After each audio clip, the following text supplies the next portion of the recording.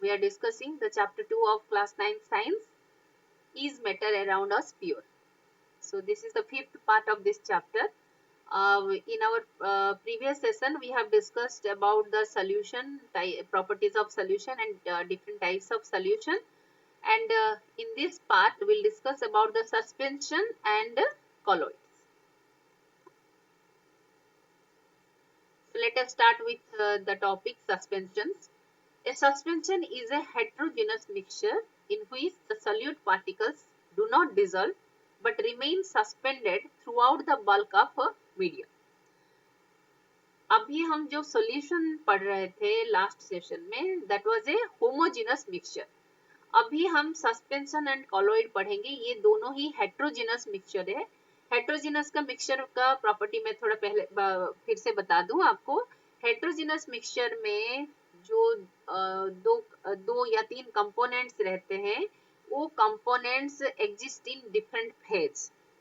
Okay. और आपका जो पार्टिकल्स होते हैं, the components are not uniformly distributed. इसका मतलब क्या है? सॉल्यूट पार्टिकल कंप्लीटली सॉल्वेंट में डिसॉल्व नहीं होता, ये सस्पेंड होके रहता है. उसमें आपको दिखाई देगा कि the particle, solute particles are moving in the solvent. Okay. So और इसमें जो है आपका होमोजेनस हेट्रोजेनस मिक्सचर में द पार्टिकल का साइज सॉल्यूशन का पार्टिकल के साइज से काफी बड़ा होता है. So this is the definition of suspension.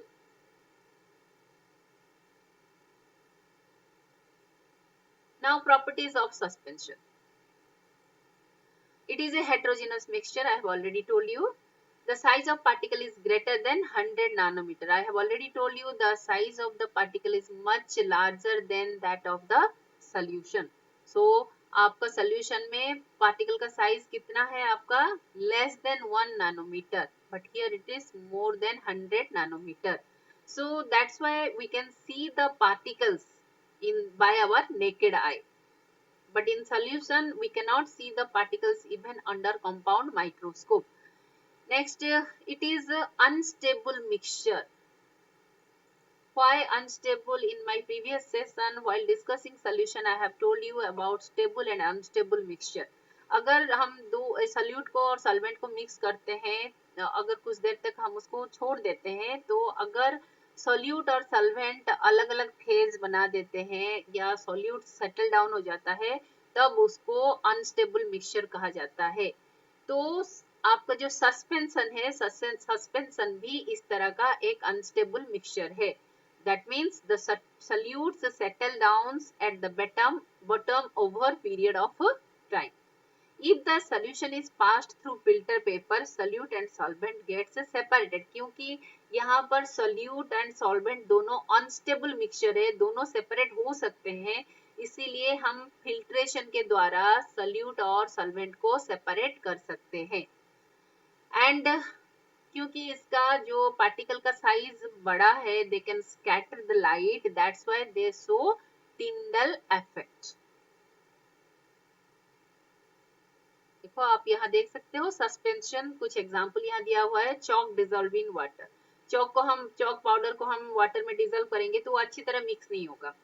थोड़ी देर के बाद अगर हम उसको if you leave it for some time, then what will happen, आपका जो चॉक डस्ट था, वो आपका जो चॉक पाउडर है वो नीचे सेटल हो जाएगा और ऊपर आपको क्लियर वाटर मिलेगा. तो यहाँ आप देख सकते हो मैग्नीफाई किया हुआ है. ये आपका जो सस्पेंडेड पार्टिकल था यहाँ पर, वो आपका यहाँ पर सेटल डाउन हो गया है, and these are the water molecules. Similarly, the same case will be seen in case of sand dissolved in water, flour in water. तो ये सारे आपका अब मिक्सचर बनाने के बाद भी वो कुछ देर के बाद वो सेटल डाउन हो जाते हैं. दो फेज बनाते हैं. आप देख सकते हो ये दो फेज है, ये एक फेज, ये एक फेज है. तो that's why they are heterogeneous mixture and unstable solutions, और you can say the unstable mixtures. अभी हम पढ़ेंगे कॉलोइड्स के बारे में.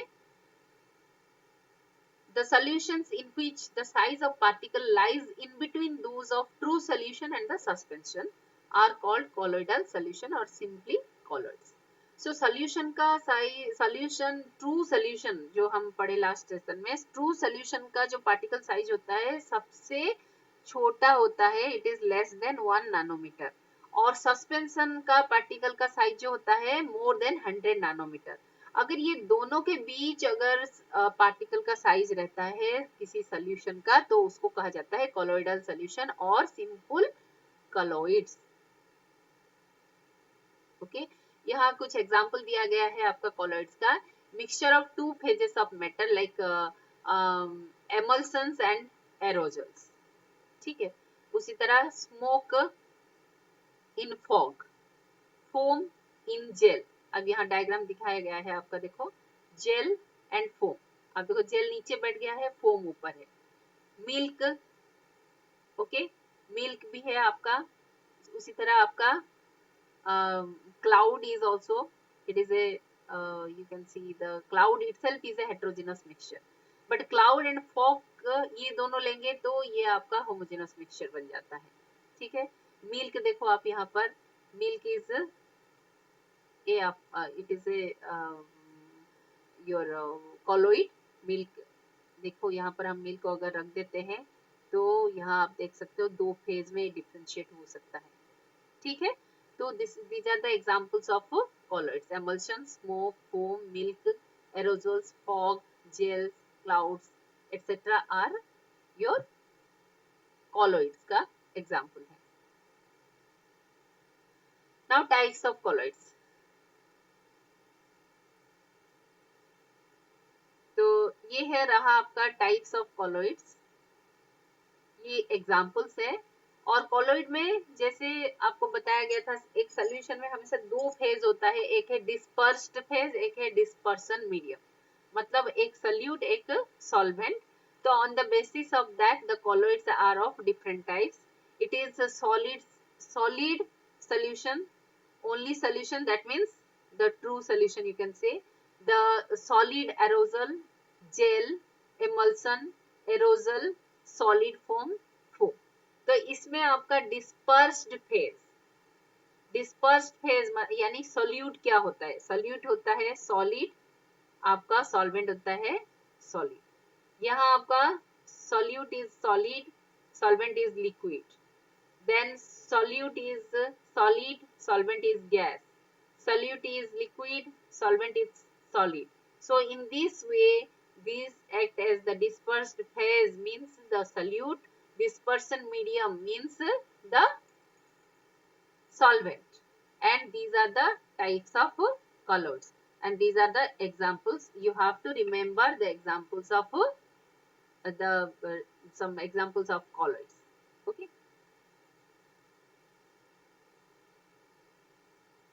Now, what are the properties of colloids? So, as I have said you, the colloids are the heterogeneous mixtures. The size of particle is smaller than suspension but greater than solution. That is 1 nanometer to 100 nanometer. Particle can be seen by microscope. हम naked eye से नहीं देख सकते. Unlike suspensions, हम देखो solution में microscope से भी नहीं देख सकते.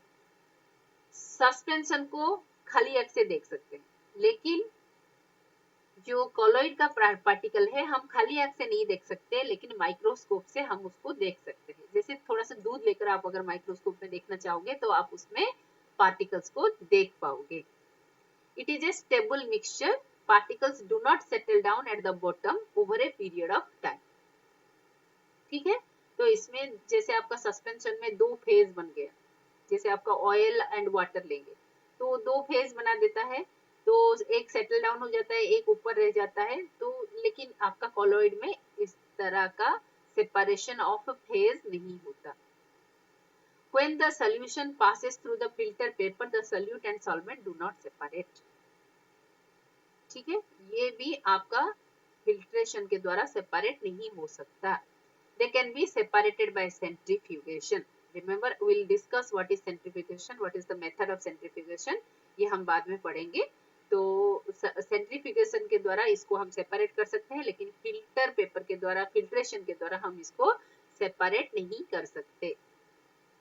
And Tyndall effect is observed, अगर आप लाइट पास करोगे तो that the path of light can be visible through the colloids. You can see here in the diagram. अब देखो, ये देखो हमने एक प्योर सोल्यूशन लिया, कॉलोइड लिया, सस्पेंशन लिया। ये तीनों का कंपैरिजन कैसे आप करोगे? इसमें पार्टिकल का साइज बहुत छोटा है, ये बहुत बड़ा है, ये इन बिटवीन है। इसका पार्टिकल को हम माइक्रोस्कोप से नहीं देख सकते, इसको खाली आंख से देख सकते हैं, इसको माइक्रोस्कोप से हम देख सकते हैं। अभी इसका एग्जांपल भी दिया हुआ है, ये है water, milk is a colloid and floor and water का मिक्सचर जो है ये है एक सस्पेंशन।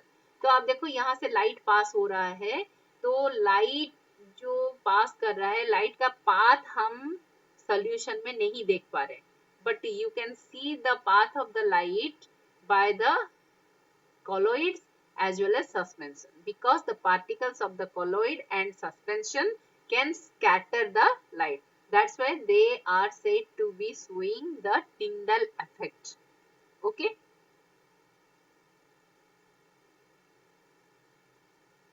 So यहाँ कुछ examples है, तीनों का differences भी है, comparison है। A solution is a homogeneous mixture when two or more substances are dissolved together. A colloid contains particles that are in between in size. They do not separate into layers. Fog is a colloid. A property of a colloid is a scattering of light.